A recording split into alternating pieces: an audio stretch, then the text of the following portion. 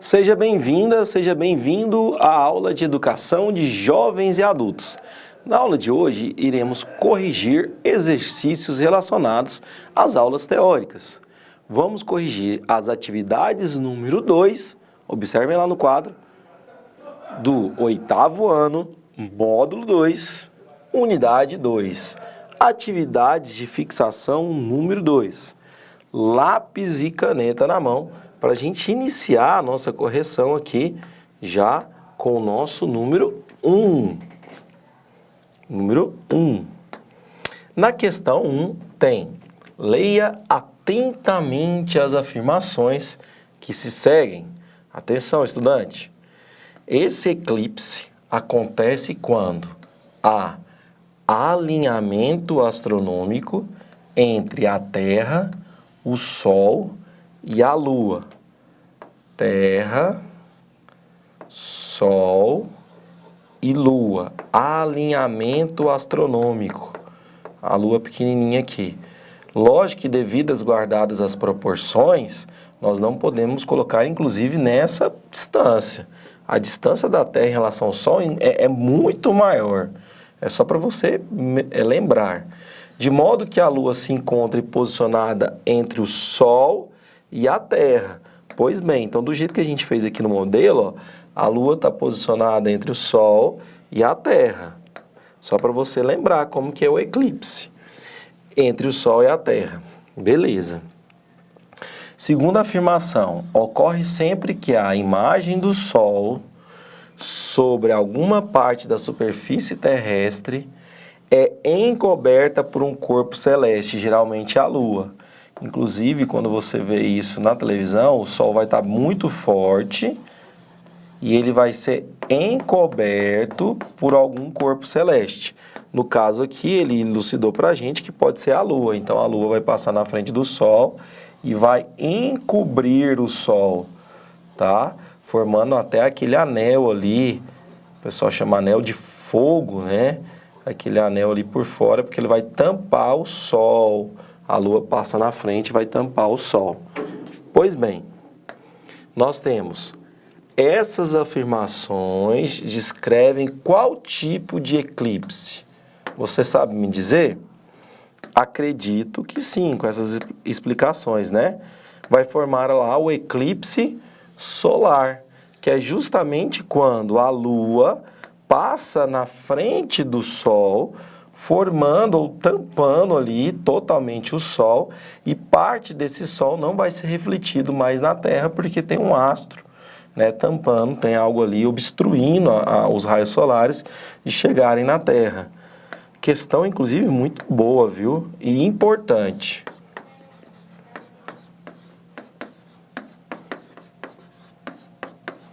Atenção, estudante. Guarda no seu coração.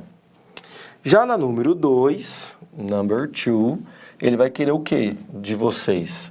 Agora que você conhece um pouco mais sobre o movimento dos corpos celestes, escreva sobre a importância das estações do ano para algumas atividades humanas.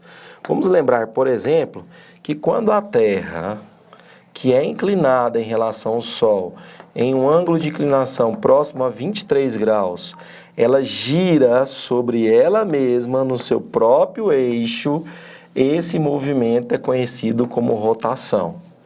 Já quando a Terra vai fazer a volta completa em relação ao Sol, esse movimento é chamado de translação e dura 365 dias, ou seja, igual a aproximadamente um ano.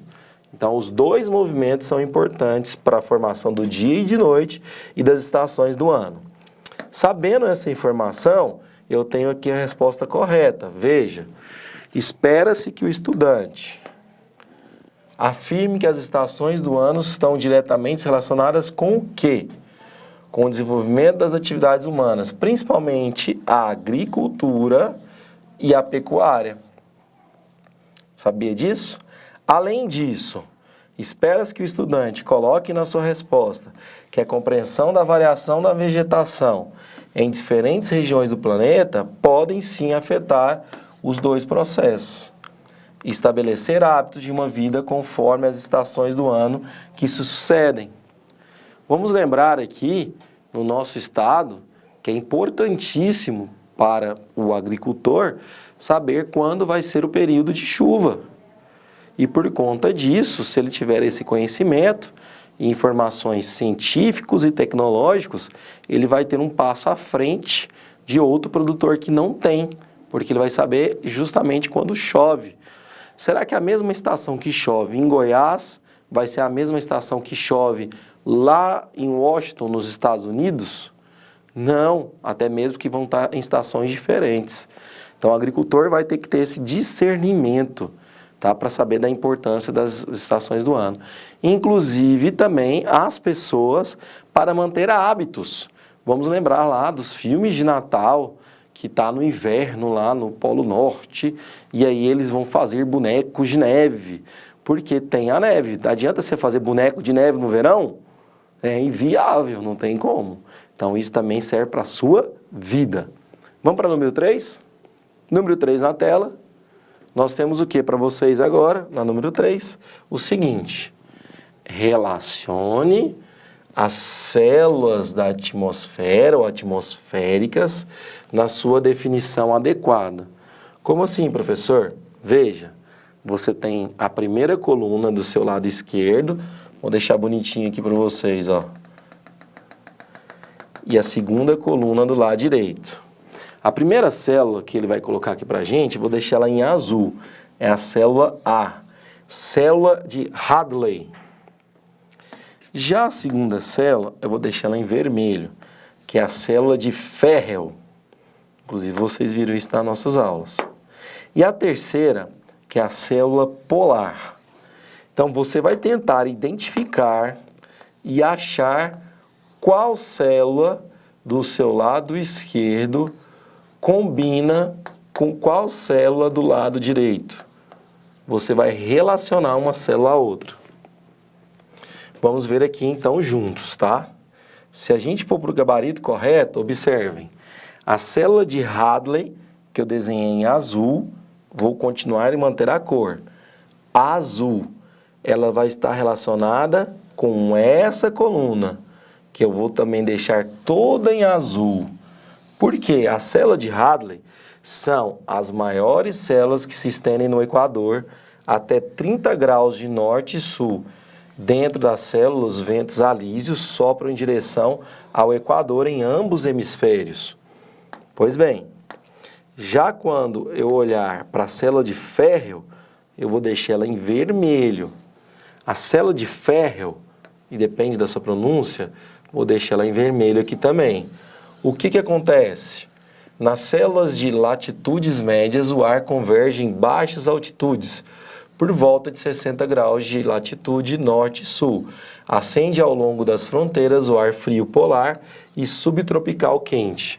Essa é a célula de Ferrel. E por fim, em verde, a célula polar, talvez das três, a mais fácil de você identificar, né?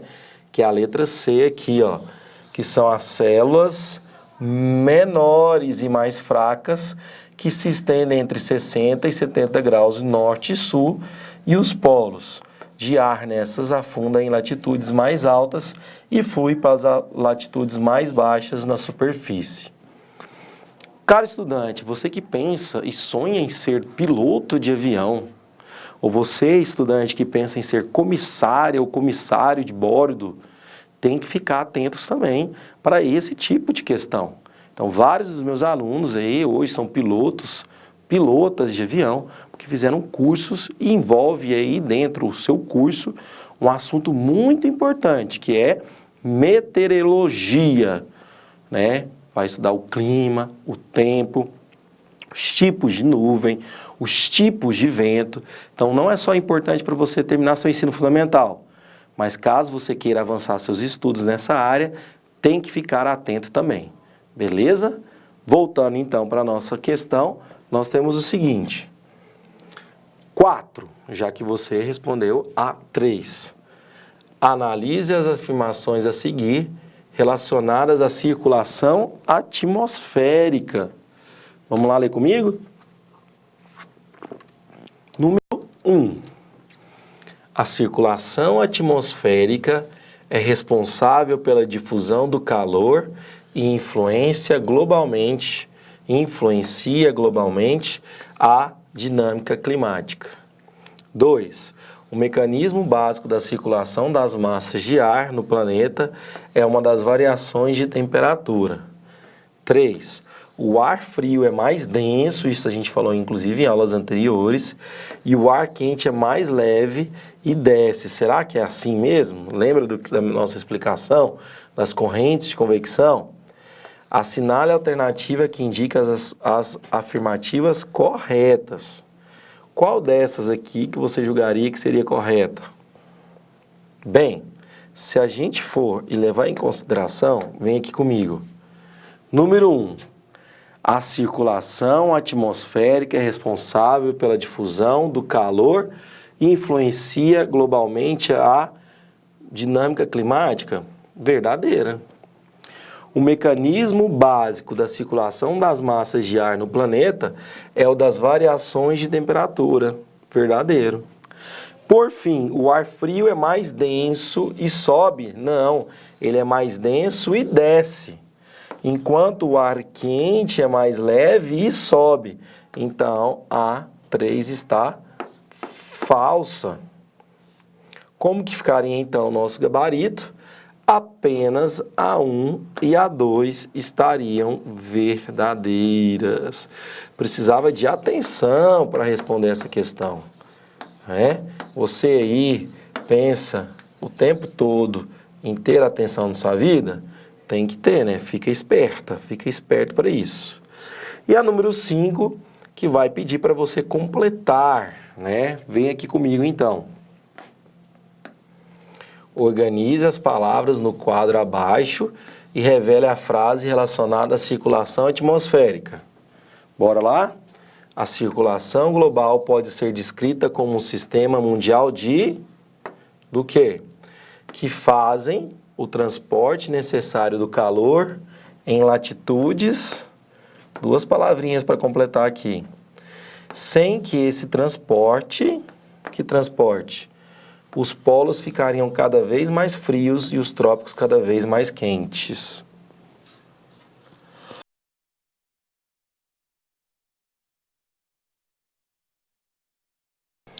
Bora lá para as frases. A circulação global pode ser descrita como um sistema mundial de ventos. É a palavra que melhor completa lá. Que fazem o transporte necessário do calor entre latitudes tropicais e polares. São as 2 palavrinhas que preenche. Sem esse transporte de calor, os polos ficariam cada vez mais frios e os trópicos cada vez mais quentes. Ok, corrigimos então as 5 questões, beleza? Chegamos no final da aula com a expectativa que você tenha corrigido e acertado as questões.